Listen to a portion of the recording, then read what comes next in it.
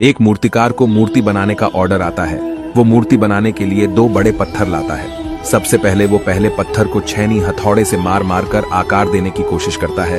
तभी वो पत्थर बोलता है कि मुझे मत मारो साहब, बहुत दर्द हो रहा है। मूर्तिकार को उस पर दया आ जाती है और वो उसे छोड़ देता है। फिर वो दूसरे पत्थर को लाता है और उसे पहले ये पूछ लेता है कि मूर्ति बनने में बहुत दर्द होगा, अगर तुम तैयार हो तो मैं काम चालू करूं। दूसरा पत्थर खुशी खुशी हाँ कर देता है। मूर्तिकार उस पत्थर से बहुत ही सुंदर मूर्ति बनाता है। जब ऑर्डर वाले लोग मूर्ति ले जाने लगते हैं तभी उनको वो पहला पत्थर दिखाई देता है और वो सोचते हैं कि ये पत्थर नारियल फोड़ने के काम आ जाएगा। मूर्ति को ले जाया जाता है और मंदिर में स्थापित कर दी जाती है और इसके ठीक नीचे पहले पत्थर को रख दिया जाता है। प्रतिदिन उस पत्थर पर सैकड़ों नारियल फोड़े जाते हैं। उसकी इस पीड़ा को देखकर मूर्ति कहता है, अगर उस दिन दर्द सह लिया होता तो आज इतनी तकलीफ नहीं झेलनी पड़ती। मॉरल ऑफ द स्टोरी, अगर फ्यूचर अच्छा बनाना है तो अपने आज में संघर्ष तो करना पड़ेगा ही।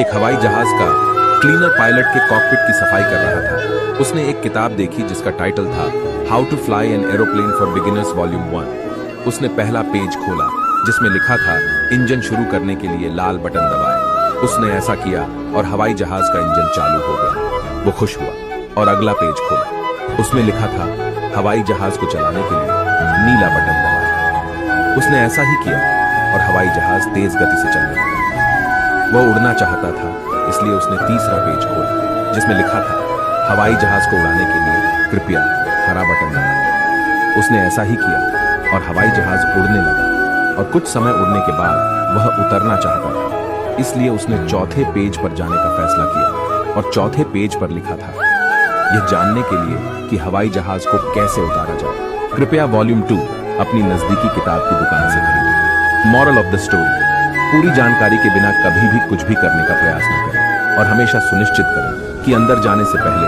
आपके पास एक बाहर आने के लिए प्लान होना चाहिए। एक आदमी मरने के बाद सीधा स्वर्ग पहुंचा। वहां पहुंचते ही वो भगवान से शिकायत करने लगा कि धरती पर जब पानी की जरूरत नहीं होती तब आप बाढ़ ला देते हो। बिना मतलब के आंधी, तूफान, भूकंप, जरूरत से ज्यादा धूप दे देते हो। आप अपनी सीट कुछ दिन के लिए मुझे दे दीजिए, मैं आपसे बेहतर दुनिया चला दूंगा। भगवान ने कहा जैसी तुम्हारी मर्जी।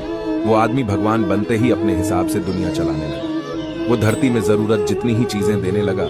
कुछ समय बाद जब फसल काटने की बारी आई तो वो चारों तरफ लहलहाते फसल देख के खुश हुआ, लेकिन जब फसल के अंदर देखा गया तो उसमें अन्न था ही नहीं। पूरे के पूरे फसल खाली थे। ये देखकर वो आदमी सीधा भगवान के पास गया और उनसे पूछने लगा कि ये क्या हुआ। भगवान, मैंने तो सभी चीजें अच्छी की, फिर भी फसलें खाली क्यों है? भगवान ने कहा तुमने उन फसलों को चुनौतियों से भिड़ने का मौका ही नहीं दिया। मॉरल ऑफ द स्टोरी, जीवन में आई चुनौतियां आपको भविष्य के लिए सफल बनाती हैं। एक रिपोर्टर ने बिल गेट्स से पूछा, सर आप इतने अमीर कैसे बने? तो बिल गेट्स ने उसी वक्त अपनी पॉकेट में हाथ डाला, चेकबुक निकाली और एक ब्लैंक चेक निकालकर उस रिपोर्टर को दिया और बोला कि जितना अमाउंट इसमें भर सकते हो अपने लिए भर लो।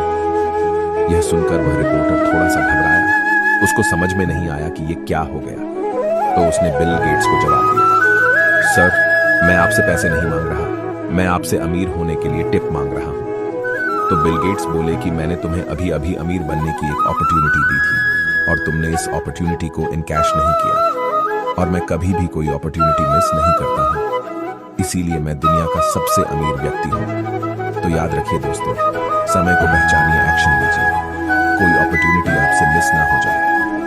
कोई भी व्यक्ति रातों रात सफल नहीं होता मेरे दोस्त।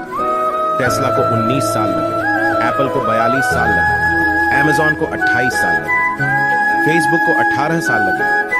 आप क्या सोच रहे हैं कि सफलता एक रात में मिल जाएगी? मेहनत करते रहो, सफलता जरूर मिलेगी। बिल गेट्स कहते हैं मैं एक एग्जाम में फेल हो गया था लेकिन मेरे सारे दोस्त पास हो गए और आज वो पास हुए दोस्त मेरी कंपनी में मेरे लिए काम करते हैं। याद रखिए दोस्तों, आपके स्कूल और कॉलेज के पेपर कभी ये तय नहीं कर पाएंगे कि आप जिंदगी में कितने कामयाब होंगे। इसलिए फेल भी हुए तो कभी भी निराश मत होना और पास हुए तो कभी घमंड मत करना। सफलता के लिए हुनर होना चाहिए, ना कि स्कूल की डिग्री। भारत में 90% लोग जॉब के लिए भाग रहे हैं, लेकिन आप जानते हैं जॉब का मतलब क्या है? जॉब को उल्टा करके देखो तो बोझ होता है, जिसे 69% लोगों ने उठा रखा है। इलॉन मस्क कहते हैं कि कॉलेज केवल मजाक मस्ती के लिए है, असली एजुकेशन खुद काम करके मिलती है। गर्लफ्रेंड्स बनाना ये सब आपका समय बर्बाद करेंगे। जिस दिन आप एक मुकाम पर होंगे आपके पास काफी लड़कियां होंगी, लेकिन आपको इससे फर्क नहीं पड़ेगा। सहमत है तो लाइक करें।